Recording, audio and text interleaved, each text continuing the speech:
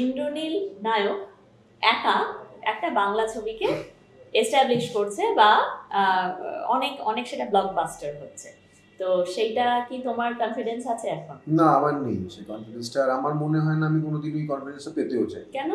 আমার মনে হয় না ফিল্ম ইজ ড্রিভেন, আমার চোখে I don't think an actor should be driving A film. আমার এটা মনে হয় না। আমার মনে হয় না যে আমি অ্যাজ এ দর্শক কোনো ছবি দেখতে যাই না বিকজ অফ দ্য হিরো। আমি ছবিটা দেখতে যাই যদি আমার ছবিটা ইন্টারেস্টিং লাগে। সো আমি জানি যে সব দর্শক আমার মতো না, কিন্তু আমার ধারণা যে এরকমই হওয়া উচিত। মানে an audience should go to watch a film because of the film, not because of particular actor or not because যে এই হিরোইনটা আমার ভালো লাগে দেখে ছবিটা। আর ছবিটা যতই খারাপ হোক না কেন, হিরোইনটা ভালো লেগেছে বলে ছবিটা ভালোই লাগবে আমার, বা এই হিরো যাই করুক না কেন আমার ভালো লাগবে।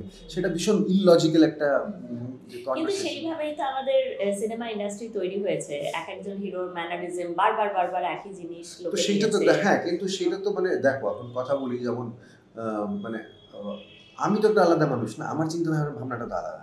আমি তো আমার চিন্তা ভাবনার হিসেবে চলবো। আমি কীভাবে ইন্ডাস্ট্রি তৈরি হয়েছে, কিভাবে সবাই দেখে, কিভাবে কমার্শিয়াল হিরোর হাব ভাব বা হেডে আসাটাকে নিয়ে ছবি হিট হয়ে যাচ্ছে, সেটাতে আমি অ্যাগ্রি করি না।